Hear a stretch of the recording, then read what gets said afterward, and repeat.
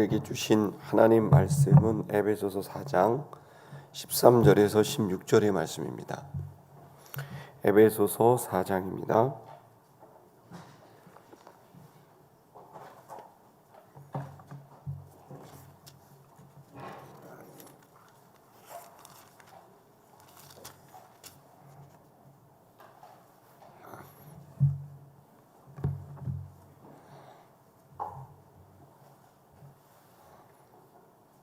(13절부터) 16절까지 말씀입니다.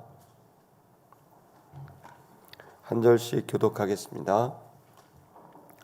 우리가 다 하나님의 아들을 믿는 것과 아는 일에 하나가 되어 온전한 사람을 이루어 그리스도의 장성한 분량이 충만한 데까지 이르리니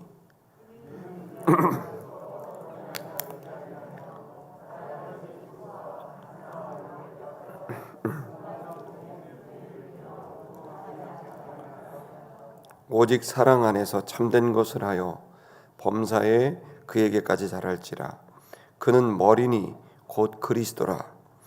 그에게서 온 몸이 각 마디를 통하여 도움을 받음으로 연결되고 결합되어 각 지체의 분량대로 역사하여 그 몸을 자라게 하며 사랑 안에서 스스로 세우느니라. 아멘. 마귀가 가장 싫어하는 게 뭘까요? 예배입니다. 왜냐하면 그 마귀가 실패한 자리가 바로 예배의 자리였기 때문에 그래요. 반대로 하나님이 가장 기뻐하는 일이 뭘까요? 예배입니다.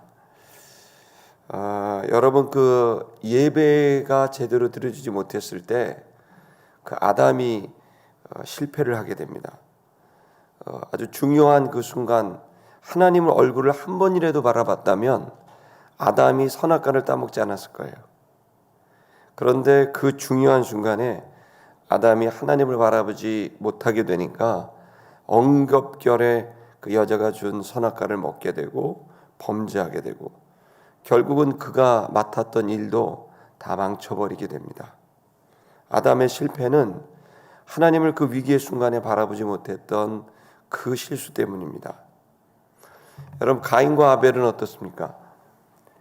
같은 형제이지만 어떤 사람은 최초의 살인자, 또 어떤 사람은 최초의 순교자가 되는 운명이 엇갈리는데요.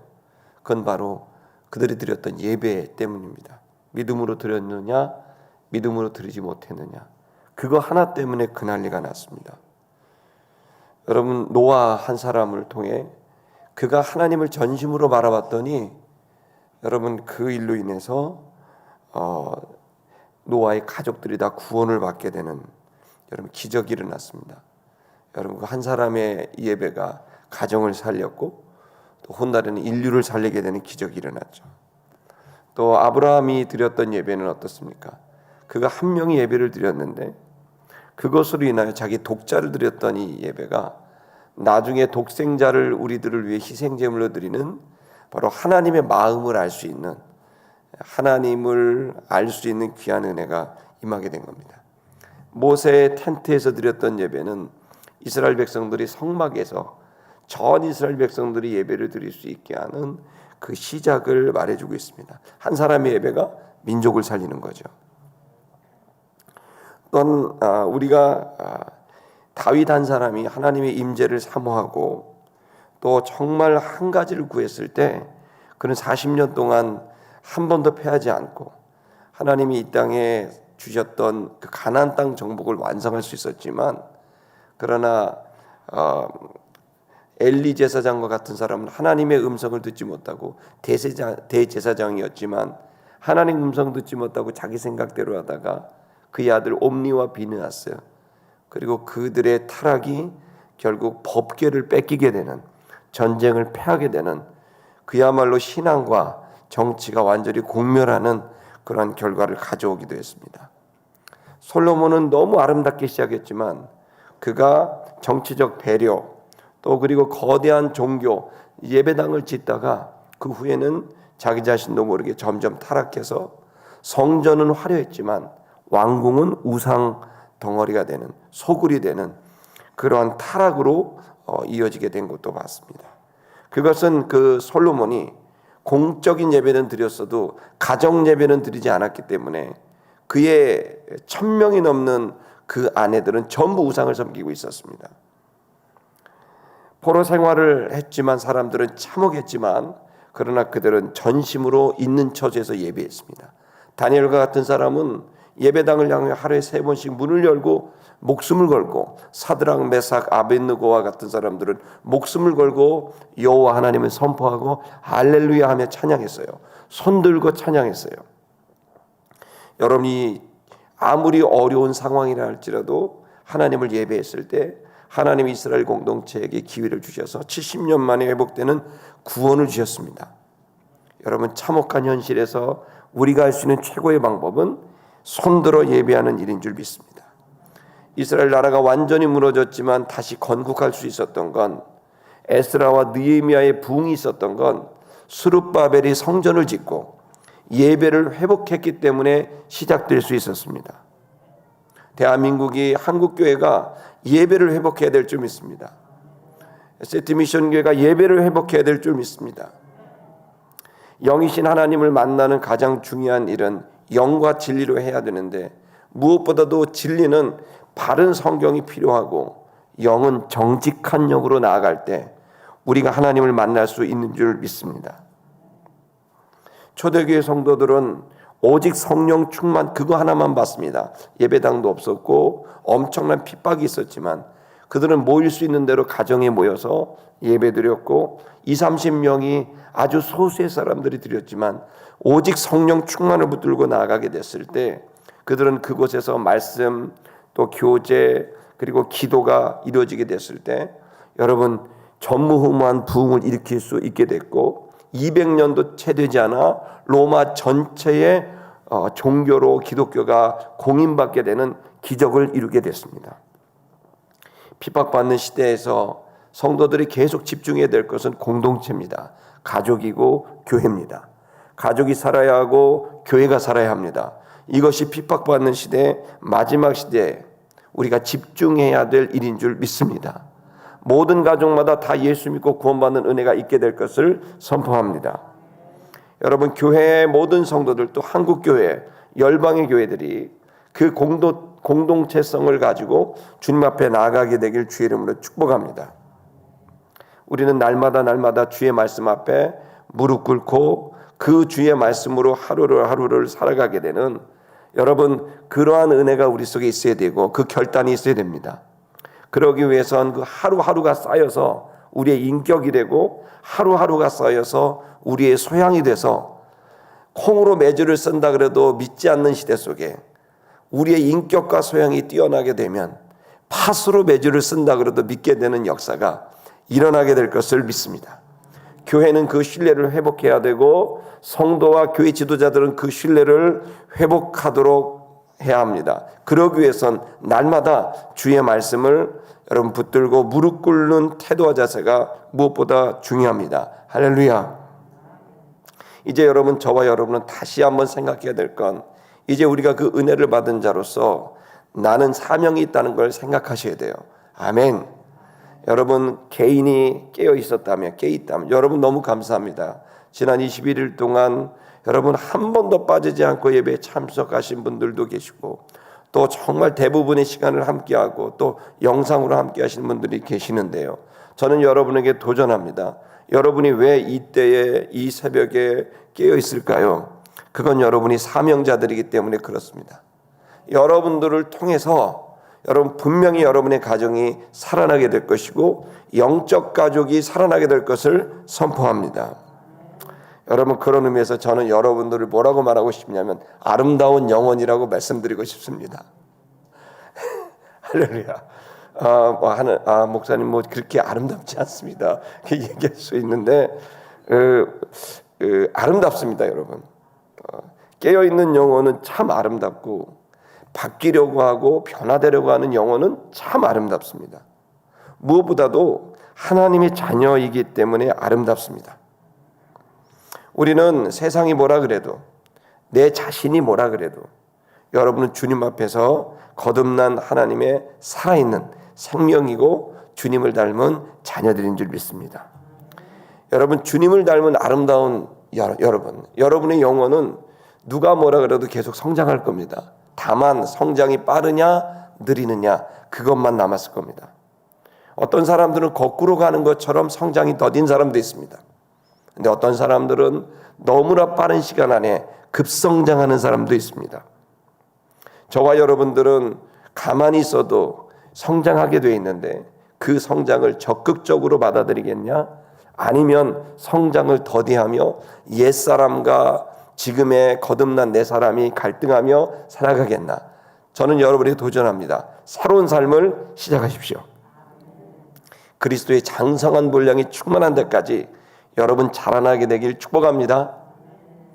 우리 에베소서 4장 13절을 한번 읽어보도록 하겠습니다. 에베소 4장 13절 시작. 우리가 다 하나님의 아들을 믿는 것과 아는 일에 하나가 되어 온전한 사람을 이루어 그리스도의 장성한 분량이 충만한 데까지 이르리니. 이겁니다. 너희가 그리스도의 장성한 분량, 그러니까 그리스도의 완벽한, 그리스도를 완벽히 채우는 그 분량만큼, 수준만큼 너희가 이르게 될 것이다. 이르게 될 것이다. 만약에 너희가 이르게 된다. 그 이른다는 게 뭘까요? 그것은 믿는 것과 아는 일이 하나가 되는 예수 그리스도예요.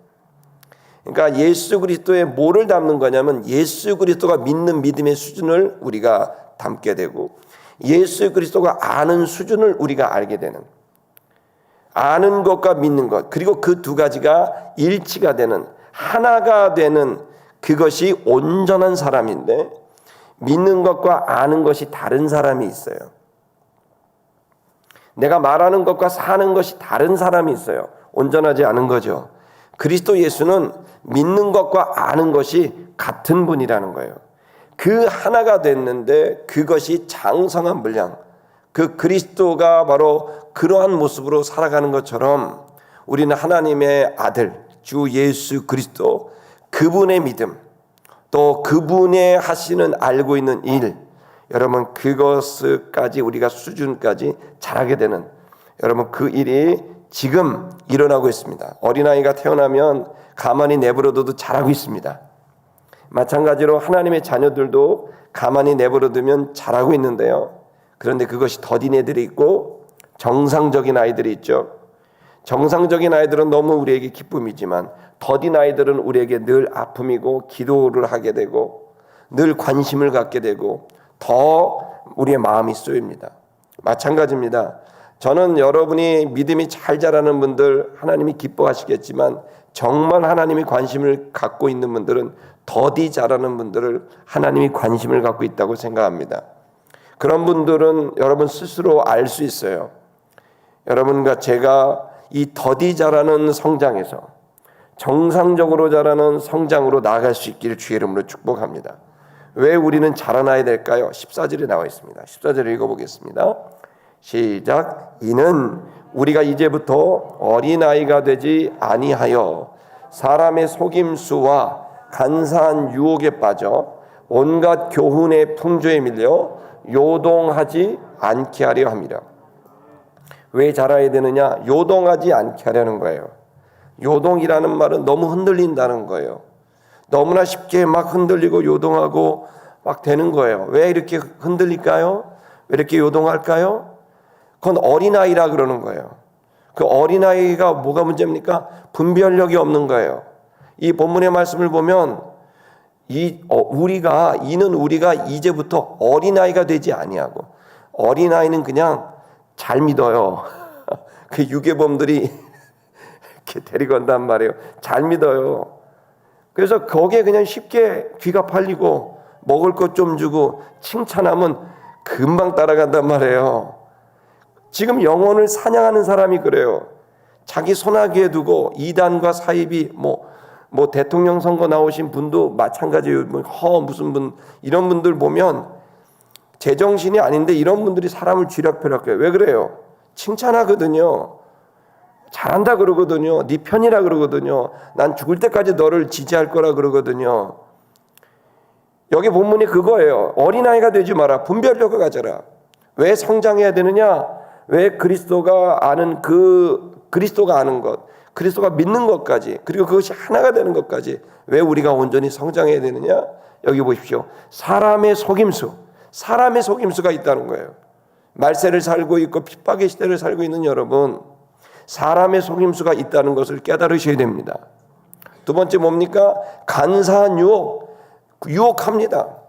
우리의 것을 자극합니다. 우리의 충성심을 자극합니다. 높고자 하는 마음을 자극합니다. 인정받고자 하는 마음을 자극합니다. 간사한 유혹으로 흔듭니다. 온갖 교훈의 풍조, 멋진 얘기들로 우리를 현혹합니다. 교훈의 풍조, 대단히 멋진 얘기들과 귀한 얘기들로 우리를 어떻게 해요? 요동하게 만든다는 거예요.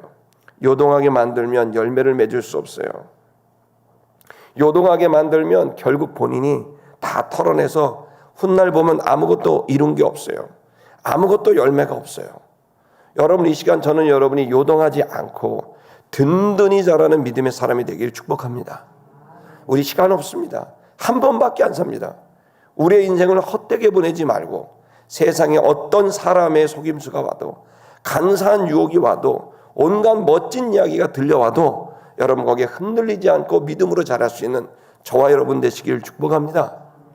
어제도 제가 동성애 차별법 봤는데 기가 막힙니다. 가정이란 단어가 다 빠져 있습니다. 지금 서울시 교육감이 만든 인권조례, 또 여성가족부가 만든 가정보건법, 또 그 다음에 또 차별금지법. 가정이란 단어가 없고 성이라는 것이 없습니다. 이제 성은 내가 찾는 거고 내가 결정하는 겁니다. 이 모든 걸 법으로 규정해 놓고 있고 그 속에서 우리 아이들이 교육받고 있습니다. 여러분, 저는 오늘 이 시대가 참 혼미합니다. 인권이라는 말을 듣고 차별이라는 말은 너무나 아름다운데, 그러나 그것을 자세히 들여다보면 정말 비성경적이고 비진리적인 것이 가득한 혼미한 법안들, 혼미한 조례들이 우리에 가득해 있고, 이것이 벌써 10년 전부터 훅훅 들어와서 이제는 코앞에까지 와 있고, 대통령께서 차별법을 통과시켜야 된다고까지 말할 정도로 와 있습니다. 요 몇 달 사이에 그 법이 통과가 되면 어제도 말씀드렸듯이 심각한 문제가 올 수밖에 없는데요. 여러분, 이 시대에 우리는 어떻게 해야 될까요? 인권, 또 여러분 또 차별, 아름답고 귀한 얘기, 그러나 여러분 그 속에 우리는 혼미 속에 들어가서 우리도 모르게 하나님과 멀어질 수 있는 여러분 그런 시대를 살고 있습니다. 여러분 성장하셔야 됩니다. 성장은 다른 게 아닙니다. 분별할 수 있는 감각입니다. 이게 정말 하나님 기뻐하는 건지 아니면 사람의 얘기인지 헛된 유혹인지, 여러분 사람에게도 집단에게도 여러분 흔들리지 마시고 믿음으로 자라날 수 있기를 축복합니다. 그렇다면 어떻게 자라날 수 있을까요? 그 다음 15절에 그것이 나옵니다. 15절을 읽겠습니다. 시작. 오직 사랑 안에서 참된 것을 하여 범사에 그에게까지 자랄지라. 그는 머리니 곧 그리스도라. 아멘. 그에게까지 자랄지니 라고 되어 있습니다. 그리스도를 닮는 겁니다. 그에게까지 자랄지니라는 건 이것은 다른 게 아니라 여기 머리라고 되어 있고 그리스도죠. 즉 지체는 머리에 연결되어야 돼요. 아멘. 지금 그 말씀을 하고 있는 거예요. 우리는 그리스도와 연결되는 이 일이 우리가 성장할 수 있는 방법입니다. 그 그리스도와 연결될 때 어떻게 연결됩니까? 이 그리스도와 연결되는 것은 바로 예배인 것이고 경건의 시간입니다. 그것이 말씀의 시간이고 기도의 시간입니다. 그리스도와 연결되는 거죠. 그 그리스도와 연결되는 그 모습을 뭐라고 표현했냐면 사랑 안에서라고 되어 있습니다. 즉 주 예수 그리스도와 사랑의 관계를 갖게 되는 이 친밀한 관계가 성도들에게 필요합니다. 종교적으로 여러분 어떤 습관적으로 예배드리면 안 됩니다. 여러분 주 예수 그리스도와 사랑할 수 있기를 축복합니다. 우정을 나눌 수 있기를 바랍니다. 친분을 나눌 수 있기를 바랍니다. 친밀한 관계를 가졌으면 좋겠어요. 오직 사랑 안에서 하라 그랬잖아요. 두 번째 참된 것을 하라고 돼 있죠. 참된 것은 정직한 것이고 옳은 것입니다. 지난번에 설교를 했듯이 우리가 주님을 만날 때 정직한 영으로 가야 됩니다. 정직한 영만이, 오직 그 영만이 그리스도를 만날 수 있고, 그래서 만나야만 우리의 인격과 소양이 자라날 수 있습니다. 정직한 영이 아니면 그 영으로 만나면 만나도 제대로 못 만나고 제대로 못 만났기에 가식과 외식의 신앙생활을 할 수밖에 없어요. 가짜가 되지 마세요. 한 번밖에 안 삽니다. 진짜로 살아야 됩니다. 정직한 영만이 주님을 만나는 길이고 그 정직한 영으로 주님을 만나야 우리의 인격과 소양은 그리스도를 닮아갈 수 있습니다. 그렇게 주님께 나아가라. 말씀과 기도로 그리고 주님과 나만의 사랑의 헌신으로. 여러분, 사람들 모르게 나하고 하나님과 예수님과만 약속하는 거예요. 성경으로 내 말씀을 듣고 기도로 아래에다가 주님 세상에 아무도 몰라도 저는 주님을 위해서 이거 할래요. 그러면서 아무도 모르게 주님과 밀애를 나누는 거죠. 그래서 주님을 위해서 뭔가 하는 거예요. 이름 없이 빛 없이. 여러분 놀랍습니다. 여러분 신촌에 가면 세브란스 병원인데 세브란스가 어떤 분인지 아시는 분? 아무도 모릅니다. 세브란스는 록펠러와 같이 어마어마한 석유 부자였지만 그는 모든 재산을 다 헌금했어요. 그리고 절대 이름을 내세우지 않겠어요. 유일하게 딱 이름이 남긴 데가 세브란스 병원밖에 없습니다. 그것도 그분이 한국에 지금으로 말하면 5조 이상의 돈을 헌금했습니다. 일제시대 때. 이 어마어마한 돈을 헌금했지만 자신의 이름을 내우지도 않고 한국에 오지도 않았습니다. 이렇게 헌금한 게 너무너무 많은 분이 세브란스인데 이 분의 유일한 전 세계 유일하게 남은 건 우리나라에서 이걸 이름을 만들어 놨어요. 그는 늘 하나님과 미래를 나눴다 그럽니다. 주님, 오늘은 제가 뭘 할까요? 쏙닥쏙닥거리다 조선이란 나라에 병원을 하나 줘보겠습니다. 그때 뭐라고 했냐면 이랬대요. 조선이란 나라에 아시아에서 제일 좋은 병원을 짓겠습니다. 이랬대요. 그래서 그 어마어마한 돈을 헌금한 거예요. 여러분, 저와 여러분들은 주님과 미래를 나눠요. 이게 너무 재밌어요. 사람들 알게가 아니라 모르게 주님과 사랑을 나누다 주님이 기뻐하는 거, 나하고 둘만 하는 거 속닥속닥 하면서 주님께 헌신하는 일이죠. 여러분이 참된 것, 사랑 안에서 주님을 섬기게 되는 건 기쁨인 줄 믿습니다. 또 우리는 어떻게 해야 될까요? 16절을 읽겠습니다. 16절. 자, 이렇게 주님과 사랑의 관계를 나누고 16절 읽을게요. 그에게서 온몸이 각 마디를 통하여 도움을 받음으로 연결되고 결합되어 각 지체의 분량대로 역사하여 그 몸을 자라게 하며 사랑 안에서 스스로 세우느니라. 아멘. 자, 먼저는 예수 그리스도 나와의 은밀한 관계입니다. 자, 이 관계가 되면 이제 성장을 우리가 하는데 제일 먼저는 개인의 예배를 통해 하나님과 내가, 예수 그리스도 내가 은밀한 사랑의 관계로 교제해야 됩니다. 아멘. 그리고 두 번째는 뭐냐면 우리는 공동체로 관계로 연결이 되어서 하나님과의 관계가 아니라 이제는 성도와의 관계를 통해 성장합니다. 성도는 뭘 통해 성장한다고요? 성도와의 관계를 통해 성장한다고요. 여러분, 사람은 사람과의 관계를 통해 성장합니다. 그래서 우리 아이들이 선생님을 잘 만나야 되고 우리 아이들이 아이의 또래를 잘 만나야 됩니다. 잘못 만났다 상처받으면 평생 난리 납니다. 그래, 여러분 똑같이 성도도 지도자를 잘 만나야 되고 성도를 잘 만나야 되는 거예요. 그 속에서 뭐가 됩니까? 성장할 수 있게 되는 거예요.